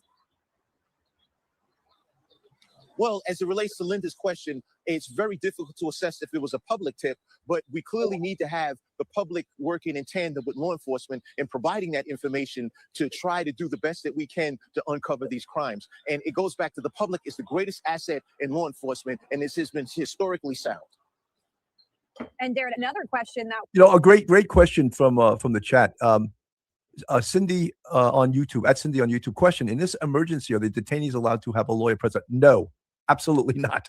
That is the whole purpose of the emergency exception, is that they do not have the right to an attorney because it is an emergency. If in fact, and many people out there are very concerned with the rights of those taken into custody, as you should be, or else law enforcement would just run rampant. But you follow the law, you follow the rules, and great question. No, they do not have a right to an attorney. Mike, maybe you can answer that a little better than me. Yeah, no, that's perfect answer. When there is an absolute emergency and someone's life is on the line and minutes count, to give someone their Miranda rights and say, okay, you can invoke counsel. We have to find you a defense attorney. That takes 2 hours to get a defense attorney, whatever happens to be the defense attorney. Does this update more on Nancy Guthrie, or is it more like a legal spiels? Is the press behaving so much? The press surely had that plate number. They have investigators. They could run the plate number and actually put out there who owns that car. And usually they would do that. Is it because it's one of their own, the family of one of their own, that they're actually behaving? Because they would, in all these cases, they would put that in. How about the address of the search warrant? That's not out there, is there? Is it? And again, in the other case, the press would put that all over the place. They'll tell you who lives there. It'll be all over Facebook. I'm a little, I'm a little conspicuous. I would say it's a little conspicuous, their behavior, that they're not doing that, which of course is irresponsible, but they do that all the time. So I'm amazed that they are behaving, and maybe they're told, listen, this is an emergency exception. Do not put this stuff out there. Mike. Yeah, and if you do interfere and you put this information out there, and the perps are alerted and they somehow escape, the FBI and the Pima County Sheriffs are going to be turning their heads, looking at that person who leaked that information. This is an emergency. You and I have been there. You, me, Phil, we've done this many times when there's this kind of investigation. Everything goes aside. This is not normal circumstances. Everything is set aside. All the standard protocols, all the relationships. No, the police have to act fast. And if you do anything as a member of the press to inadvertently alert the suspects, and they somehow, get away, or it turns out that you hinder this investigation to the point where maybe Nancy life is not saved. Your First Amendment trespass is not going to save you from a charge, a serious charge of I wanted to say too, in the description box, I've put 2 links. What were they 2? Have a look. So there's in Kentucky, there is new legislation on the first one is the child support legislation and how it is calculated, if anyone's interested. And the second one is they had the child abuse. They have the wrongful conduct of law enforcement in Kentucky, as per the statute. And basically, it's analysed the pathways that you can take if you have an issue with law enforcement, basically. So it tells you what you needed, what directions you need to take, what you've got to prove, basically the whole process on how you can address any wrongful treatment from law enforcement. So you can check it out. Obstructing governmental administration. Absolutely not. Absolutely. Another great comment from the chat. Hey, Bill and Mike, what is your opinion about the ransom letters? That's from Kelly Ward 418. Now, my opinion is they're extraneous noise, and they have nothing to do with this case. That criminals are jumping on the bandwagon and trying to extort money. And many TV stations are just loving it because it makes them. You guys think that the ransom notes are fake? I haven't read them. I've heard about them. I haven't really had a chance to follow much of this. I've kept hearing updates and stuff, but I haven't really dug into it. I haven't had a chance to. I'm struggling to find time to dig back into Paul Martin. There's so much to unpack in this case in Letcher County that just keeps evolving. So you all think they're lies? How many of them was there? Relevant. And of course, they're saving face by saying, oh, we're giving this right to the FBI. But it's really sort of, in my opinion, and I could be wrong. I've been wrong before and I'll be wrong again. I think it's extraneous nonsense. And these people are just opportunists. Mike. Yeah, you, me, and Phil talked about this numerous times over the last week about what the relationship is between the quote unquote ransom demand, Bitcoin demands, and the actual disappearance of Nancy. And we've evolved in our thinking about this, and I think Phil also, and you, it's like it seemed in the beginning that it could have been relevant, although it was strangely done. But however, over time, we don't really believe that it is really a classic ransom note where the person actually has the kidnapped person in custody. Yeah, it's an opportunist jumping in, looking for a payday. Who knows where that person who originated that ransom demand, whatever you want to call it, they could be in Lithuania, and they might not be anywhere near the Americas. So yeah, we think it's kind of tangential and it's an opportunist. Another great question at Zarina Dias. Who determines it's an emergency? Well, the police do in conjunction with the district attorney. They will confer with the district attorney and say, look, we have some suspects in custody. Can we interview them without Miranda? Because we think this is an emergency situation.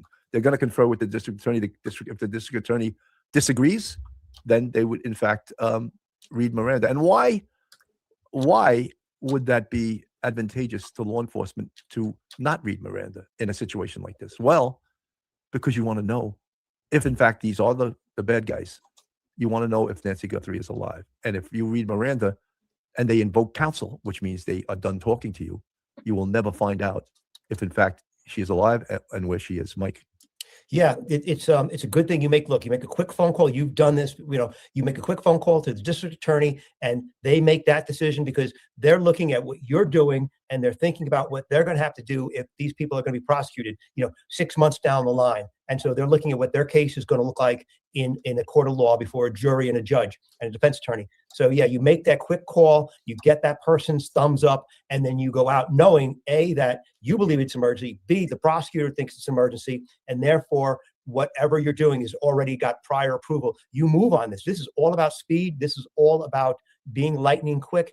And if you have that prosecutor working with you hand in hand and approving what you're doing, then you probably are going to do fine later on when this does go to court and a defense attorney gets involved later on and says, you did not Mirandize my client. They gave you information. They incriminated themselves. Your Honor, I want that thrown out and not presented to a jury. And a judge may or may not agree. But, the fact is that you stand in better stead having complied with the requirements and the demands and whatever conditions that the prosecutors set out. Absolutely, Mike. And it's so important because, and if anyone in the chat, if it was their family member, what would they want law enforcement to do? Would they want to they are fully compliant with the letter of the law, but this is the law, and it's called the emergency exception. I'm surprised no one is talking about that. We don't know at this point whether any of these individuals have remained in custody, because there's been no press conference. There has been no further information by law enforcement. People in the chat are saying this. I don't know that they've been released. I don't know where they're getting their information from. But until that is confirmed by law enforcement, someone's saying in the chat, I produce news for 20 years. Yes, we can run plates, though we do not identify who it's registered to, because who the registered owners made me different than the person detained. Yes, but I've seen the press release things and I've seen it all over Facebook when they'll say, oh, this is the person, and it's not the person, and they identify a person. So let's not act like they're that responsible. I've seen them do things like this many, many times. Oh, this car is registered to so-and-so. Look, we all could do that. You call your insurance company. Yes, I'll run this plate. We call a friend in law enforcement. And most news stations have the ability to get into DMV. They have their own investigators that do that. So, sir, I don't doubt that you were a very honest news producer, but not everyone is. And they release things that do compromise investigations. That's from my experience in law enforcement. I can tell you that. Yesterday, another big piece of evidence, of course, was the former Houston area sketch artist that drew this sketch based upon the person of interest seen in that video. And although she didn't see the whole face, she saw enough of it, and with her talent as a sketch artist came up with this. Now, surely this sketch must have resulted in a lot of phone calls coming in, a lot of people saying, oh, that's so-and-so. But so far, law enforcement hasn't said anything. They have the sketch artist on News Nation. I'm going to play it right here. Unofficial forensic sketch of that masked suspect that was caught on Guthrie's doorbell cam. Remember, this is one of the key pieces of evidence. I say it's unofficial because it wasn't released by authorities, but this sketch was created by the retired Houston police forensic artist Lois Gibson. And Gibson says she studied the doorbell video of the person, relying on the eyes, the facial structure, what little could be seen to fill in the rest. She admits, look, she guessed at some features, stresses this is not an official law enforcement rendering. But listen to this. Gibson, the Guinness World Record holder for, quote, most successful forensic artist. And she says her renderings have helped police identify more than 1,300 criminals. Lois Gibson joins me right now. Thank you so much for coming on. It's such a pleasure. Okay, a lot of people are listening to this and saying, how'd you come up with this? Oh, I just did what I could do by filling in the parts that were covered by the masks. That's it. I could see the eyes, the bottom of the nose, the philtrum, the top of the lip, both lips, both lips, and the general outline. And I watched the guy's body move, and I got his age. I felt like his age was about 30s, early 40s. How did you find the hair? It's like the parts that were covered and the structure of the head. I mean, it's not the grainiest photo I've ever seen. It's not a faraway shot. It's better than we have. And there is one shot. I don't know if we can. Oh, I think we have it. Maybe we could switch it up where you kind of see the eyes and the goatee, or what appears to be facial hair. It's more significant than I've seen in other cases. But again, how did you know what the hair would look like, the ears would look like? I know you said you guessed, but how sure are you? I didn't know. I'm doing an educated guess, but I've worked for 43 years with various grainy surveillance photos and helped find suspects. And it's an educated guess. And if I fail, I don't care. If they can just get Nancy back, I'll be fine. I'll take the hit if I'm wrong. But I think I'm right. And I've done facial reconstructions for skulls, and I had no hair, nothing. And I've got the hair right on all the skulls except for one. So I don't know. I don't know. This is my business for 43 years. In this case, is a kidnapping, and kidnapping cases are insane torture for the loved ones. I'm really glad you mentioned that, because with all this, we sometimes get lost about what we're talking about. An 84-year-old woman who has been missing for 13 days, mobility issues, needs daily medication. There was blood outside the home. This is a dire situation, and you have a family who is desperately looking for answers. And each time this case goes in a 180, and there's reports, even though it's been fought back by the sheriff's office, of a lack of cooperation between the FBI and the sheriff's office. It just adds. I just have to imagine it adds to the pain for the family. So I appreciate that. I know that you created this partially just for them and to help them in this case. Did you reach out to law enforcement? Have they reached out to you for your services? Oh, no, I'm retired, and I didn't want to hear bureaucrats say no. I think you understand that. And I've helped get back 8 kidnapping victims. And I've been with the loved ones that are missing their kidnapped person. And it's insane torture. It's the worst torture. It's worse than a murder, because if it's a murder, it's peaceful. It's real sad, but you can have a funeral. But I've been with people, and it's insane. And it's unbearable, because every moment, every second, they're going, what's happening? Is my mama dying? Can I stop that? Can I stop that happening? But they don't even know. It's insane torture. So I was so frustrated. And when you're real emotional, you draw better. So I just did the best I could. And I could see the eyes, the bottom of the nose, top of the lip, the thickness of the mustache. So I replicated that with the eye. And the mustache color I put in the eyebrows. And I put in hair because of his attitude, his body. He seemed spunky. He seemed energetic. He didn't seem down. I just didn't think he had a shaved head. I don't know. I have instincts that have paid off. Do you know what? Go Do ahead. you have an idea of what ethnicity he is? No, he could be Latino, white, Lebanese, Egyptian, New Zealand, Irish with dark skin. Like I'm Irish, I got dark skin. I don't know. No, I don't know. But I've had skull reconstructions where the skull is just crushed, and it was hundreds of bones. And I got that skull made so close that the mom recognized it. So you got to have a sixth sense to do it, and you got to be a masochist. I hope they catch him tonight. I hope those people they arrested are it. And if my sketch is wrong, I'll take the hit. But I had to help. Thank you. So, I wasn't quick enough to get Cuomo. Talks to angels from the chat. So that was the lady that from the Houston PD that 42 years she was a sketch artist. So that sketch has got to be pretty damn good. Talks to angels. No arrest. Nobody in custody anymore. And the sheriff has said nobody is clear. They could be arrested down the road per the news. Wow. As it's it's breaking, but when we came on, that was not the case. But realize this: they had probable cause against that house that enabled them to get a search warrant. So is it a potential that these people are still suspects, but they didn't have enough evidence to? And again, as I said, they were taken away. They were in custody. So technically, not just technically, they were under arrest, and then they would have to do a voided arrest report and let them go. Because if you don't, you can get sued because the police don't have the authority to arrest someone that didn't commit a crime. And if you arrest someone that didn't commit a crime, you can get sued. Mike, you know more about this than me. Yeah, you have to be careful in this case. If they had probable cause and they took them into custody and they were held and they were held for a long time, like they were going to arrest them, they didn't appear obviously in initial appearance or anything like that before a judge. But you have to do the paperwork. You have to, as they say, noli prosequi. You have to noli the case and void the arrest, and therefore that will protect you. Now, it doesn't stop them from suing the police department. They can always sue the police department. But if you do your paperwork and you release these people in a reasonable manner, you're going to protect yourself. Interesting. I was just thinking, even though they released these people, they probably got a search warrant for their DNA. And just to make sure. So once you have them in custody, you can do other things, collect other evidence while they're in custody at the house or from them personally through a search warrant. Maybe draw some blood, that sort of thing that you need. So like they would just do, and you're right, they could collect their DNA, but they would do what's called a buccal swab. Yeah. Oh, right. And they would just swab the inside of their mouth with a Q-tip and put it in a paper envelope because that's what doesn't degrade DNA, and then they could match it against this. So I'm sorry to hear that they had to cut them loose, and that doesn't mean they're out of the trick bag, as Phil would say. At least a gun, 8924. From my understanding, the Range Rover had plates, but they were covered up by law enforcement, maybe to keep any false information from circulating about the owner of the vehicle. At least a gun, you're 100% correct, right? Or having someone unauthorized run the plate and say, "Oh, this is so and so. He or she lives at this." That, believe me, unscrupulous people do that, and they want to be first. We first uncovered that, because we stole a plate number off the car. So now where are we now? I mean, so where are they in the investigation? Look, they have to be getting tips from all over the place, especially putting out that sketch yesterday. And we just heard from the lady who drew it. And people have to know who this guy is. They have to know. And then, there's been some sort of from what we hear, there's some battle between the FBI and the sheriff's office. And the sheriff's office, in name, is running this investigation.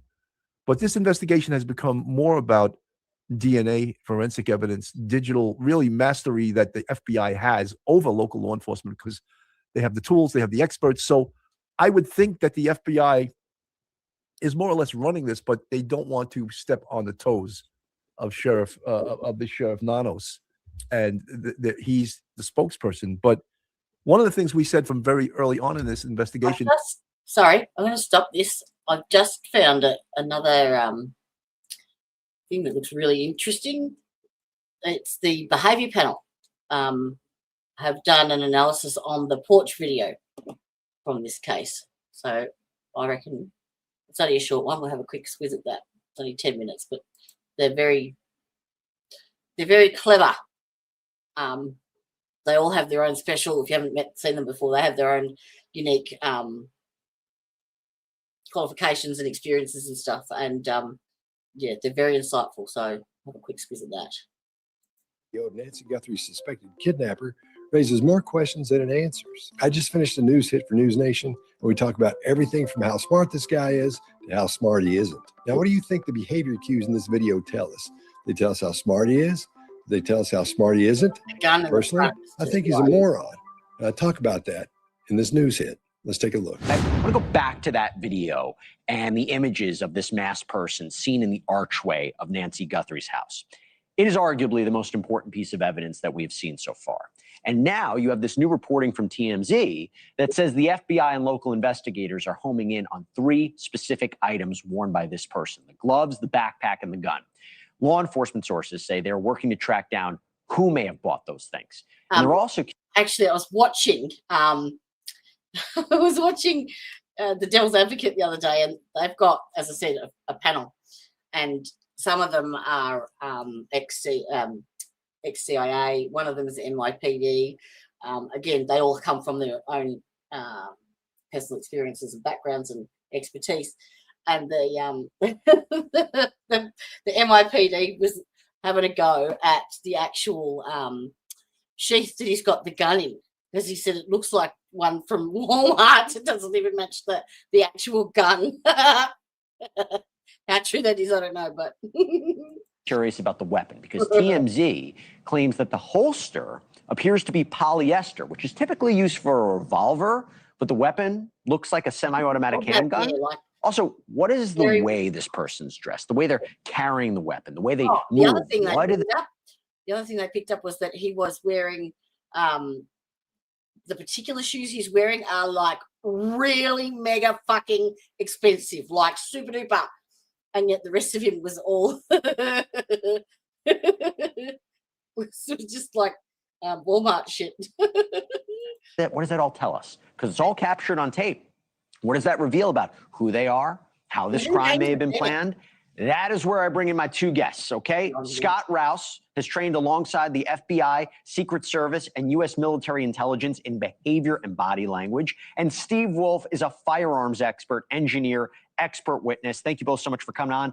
Scott, I'll start with you. When you watch this video, what stands out to you about the person's behavior and body language? What I'm looking for in a situation like this are things that are missing. So the first thing I ask myself is what's missing. When we see him walk up, he walks up slow. So his gait is very small. It's a medium to small gait. This lets us know there's no stress. He's not in a hurry. No. And his head goes down after the camera comes on, he gets to the porch, that head goes down. But that's not turtling. He's that organized. He's brought his backpack with him. Do you think he would have brought maybe perhaps a spray can or a bit of tape put over the lens of the camera? We turtle when we're afraid of something. We're getting ready to shoplift, we're hiding in the crowd, something like that. Our head comes down, our shoulders come up, something that's called turtling, because our brain says we need to hide. We need to get ourselves smaller than this. I think he ducks his head because he's afraid he's going to be recognized by the camera. Now, even though normal robbers don't have that fear of being recognized, for some reason this guy's trying to hide his face as well with that thing. Then this is a guy, this is a man. How do we know that? Because of the way he walks, the way he moves around. Women don't move like that. No, they don't. Then also, what's missing are threat checks. He's not doing threat checks. He's not looking around for trouble. He's not looking for passing cars, joggers, dog walkers. He doesn't look for threats outside of that porch. And the only time he looks for a threat is when he steps out and picks up those flowers or weeds or whatever they are, and he steps up to put them over the camera. Which brings us to how smart he isn't, because he's not a problem solver. If he'd thought ahead of time, he would have thought there might be a camera there, or he may have known there was a camera there. I need to bring a piece of duct tape to stick over that. So he didn't think ahead.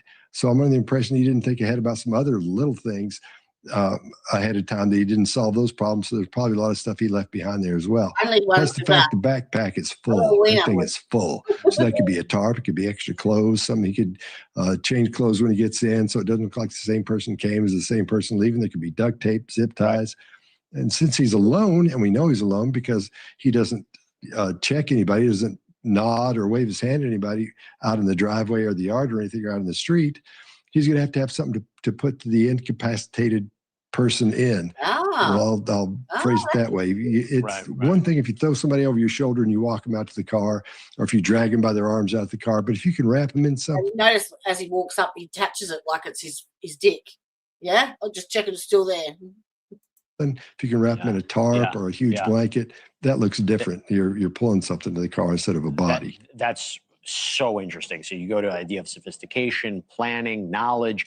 Steve, I'll go to you. You noticed something unusual, right, about the way that this guy was carrying the gun in the holster. What is it? Yeah, what I noticed is that he is carrying a holster which is designed to accommodate a large revolver, which some of you may have recognized from previous appearances here. And what he's got in there is what looks to be a small semi-automatic. And so if you look at this, is pretty much exactly what the shot looks like when we're looking at the security footage there. Holsters are designed to hold guns securely. This is not made for this, and therefore it would fall right out. And therefore that leads me to think that this is not someone who's accustomed to carrying a firearm. The gun and the holster don't match. And furthermore, he continues to touch the gun with his left hand. People who carry guns for a living or for personal protection routinely know exactly where their gun is. It's secure in the holster, and they don't feel the need to continually touch it to make sure that it's there. So this is indicating, very non-professional behavior with the firearm. And just a quick follow-up on that. How quickly would he be able to retrieve it easily? Let's say, for example, if Nancy came to the door. Exactly. He could retrieve it very quickly if in fact it's a real gun. The way he's wearing it right in front like that, you couldn't drive a car like that. Nobody carries a gun right in front of their crotch like that. You carry a gun, off to on your strong side hip. So it looks like it's there for intimidation, for show, and not necessarily something that he intended to use. Scott, back to you. Two things. One, your thoughts on the gloves. I know you had a thought about the gloves. And two, does it seem to you, after everything we're saying, this is not somebody who's a career criminal or professional, that there's a sloppy aspect to this? Yeah, because let's go to that holster again, like what Steve's talking about. You can't drive with that. You can't run with that. You can't fight with it like that. You can't draw proficiently like that. You get out fairly quickly, but you can't. People usually gun enthusiasts, they don't have that happening, And if we look at his blink rate on this, we can see his blink rate when he gets close to the camera, because those bright lights in his eyes are his pupils. That's the light from the camera reflecting off his pupils. There's not a lot of blinking going on. This guy is super relaxed. There's no stress here. That's concerning. I don't think we're looking at a psychopath from the neurological standpoint, but the stress in a situation that should be stressful is very low. He's not worried about anything, which gives me the impression he's got information about that place or that situation, or something has been planned to make sure he's not worried. He's not worried. He doesn't look worried about anything to me at all. And he looks a lot like the drunk driver in the crash, right? Who's just not nervous, right? And it's not uncommon when people are going to do something that is fundamentally dangerous. Let me ask you something. How do you feel knowing there are data brokers out there making billions and billions presented as a trade-off and unsanctioned? You're free, vulnerable. It sounds crazy. 2 pairs of gloves. Look how fat his fingers are. Look how fat this part of his hand is, and the ball part of his hand. There's too much going on there. It looks to me like 2 pairs of gloves. And Steve, wearing gloves, carrying a firearm, what should we be thinking about? Well, wearing 2 pairs of gloves would make it considerably more difficult to activate a firearm. Right. You've got to be able to get your finger into the trigger guard, and that small semi-automatic that he's got like that, it's really not very glove friendly. So I'm not under the impression that he intended to be able to use that firearm. Rather so much as to intimidate with it. Yeah, this is an excellent analysis. Now let's take a look at the full version of this video, and after that I got a question for you.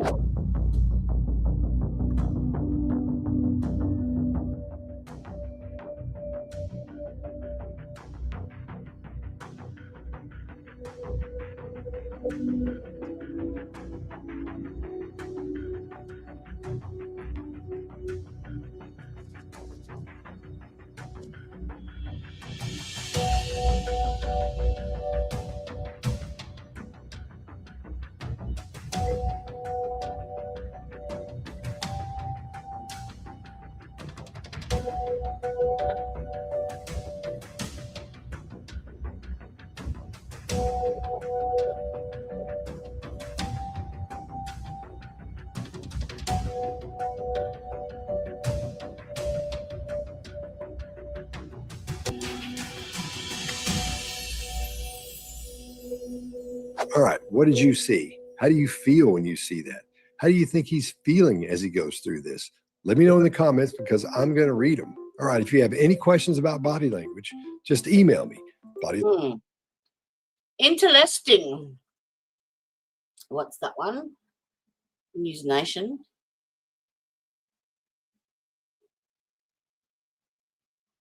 What's on News Nation? Is it another update or?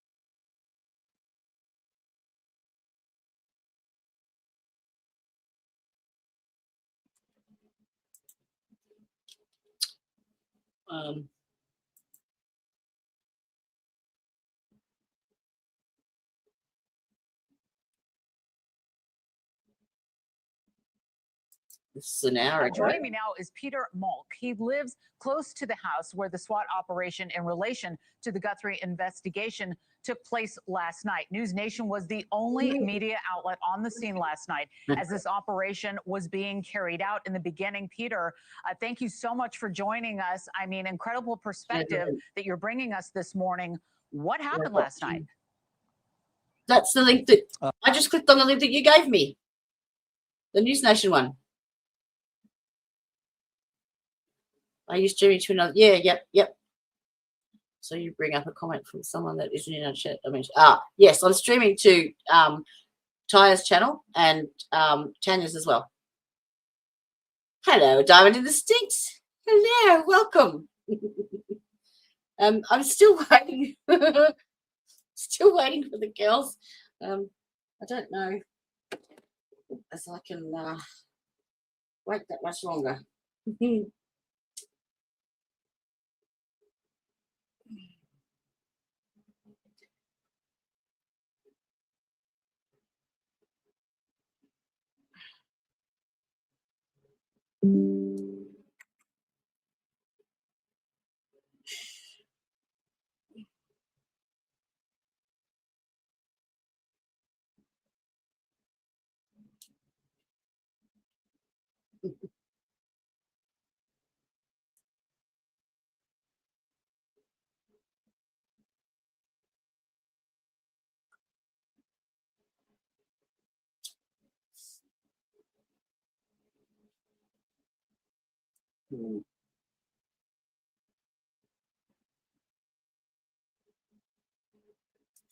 Yeah, I don't know.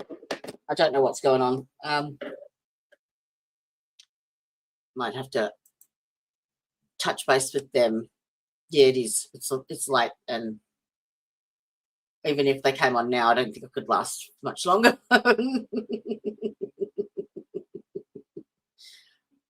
Yeah, no, I just I went to the first or the latest one, basically. That's all. Might as well finish watching it, and then we'll sign off, I think. It was early in the evening. I think it was about 6:30, 7 o'clock, and we started getting some text messages from our neighbors and our kids saying that they couldn't get in our street. It was blocked off. A lot of police activity. And then we looked out our window at our front door, and we saw an amazing amount of police activity, lights. I went outside and I saw This is only a quick one. the SWAT team, bomb squad vehicle drive by my house. Just a lot of police presence all evening into the night. How scary. So it was pretty scary because we live in a very, very, very quiet neighborhood. It's very dark. As you've heard a lot of reports about the skies in Tucson, in the foothills, extremely dark and just very quiet. So Did you yeah, know right away, that's what happened. Peter? Did they tell you right away that this was related to the Nancy Guthrie investigation? Did you assume that? Yeah, I assumed it. We put it together pretty quickly. I did ask the police officer, and he couldn't really elaborate on it, but we knew what was going on, especially when you saw the bomb squad vehicle drive right by. Yeah. I think that we have some footage that you shared with us. I don't know if we can put that up or if that's what we're Yeah, looking at. I think we're looking at Brian Enton's video feed that we had last night. And then we've got, here's from your perspective. I can't imagine walking out and seeing this. This is wild, Peter. What can you tell us about the neighborhood? You say that it's very quiet and it looks very nice behind you. I mean, you must be so surprised, you and all of your neighbors, that your neighborhood would be caught up in a situation like this. You don't live, right next to Nancy Guthrie, but you're close by. What do you think happened? Yeah, we live about 2 miles away. We live 2 miles away. We live pretty close. We live in the area of Tucson that's considered the Catalina foothills, and I was just amazed at what was going on, because it's literally in our backyard. For something like this to happen, it's just something that you see other places. You don't see it here, and it's really hit home. It's really close. And we just hope that this gets resolved, with this case. Like I've told other reporters, it's just, it's been going on for 2 weeks. Today's the second full week, the day of the second full week. So it's just been going on and on and on. And, the people in Tucson, it's a small community. People stick together. People watch out for each other, as most small communities do. So it's pretty tight around here. Peter, I don't know if you can you tell us anything about this house that was raided last night, where we saw the SWAT operations and we saw a man and woman come out? I know it's kind of personal information, but is there anything that you could share? It's a very, very lovely neighborhood, really nice, quiet street. It's a really nice house. We've never seen anything come out of that house. I think we do know maybe the person that lives there, and everyone keeps to themselves. So to hear this is like, it's just really, it's out of the ordinary, put it that way. Yeah. So you're there right now. Daylight is there with you now. The sun has come up. Tell us what the scene is like. Is all the SWAT activity gone? Are people out walking their dogs talking about Everyone's gone. what just happened? Well, you wake up and it was raining last night. And when it rains, the next day it clears out, and it's really cold right now. It's about 45 degrees, and there's nobody here. There's a few cars driving by, but all the police are gone. I thought I'd wake up and I'd see something here, but, they were probably here. I went to sleep around 12 o'clock, and there was a lot of cops. They still show up. Thank you for watching. Subscribe below and down. Okay, thank you. They still show up on my end as wrenches. So I don't know what's going on there. I have no idea. No idea. As long as they're polished and ready for use, that's all that matters, really. All right, my lovelies, I'm going to call it a night. And no doubt I'll have to reschedule with the girls, possibly later on in the morning for me. I'll have to wait and see. So stay tuned. Yeah. Make sure your notifications are on, because you never know what's happening. All right. Thank you very much for joining us. Me. It was a bit of a rabbit hole, bit of this, bit of that. But yeah, we'll get some more updates soon. Don't you worry about that. All right, my lovelies. Mwah. Be good. Have a lovely Valentine's Day. I'm going to buy myself some roses, I think. Maybe cut them from the garden. Yeah. So, if you can't be good at it. Give me my wrench back. Say my name, bitch. Pull my hair. Sorry, I don't know. I digress. All right. Be good to your mothers. And hasta la vista, bitches. Bye-bye.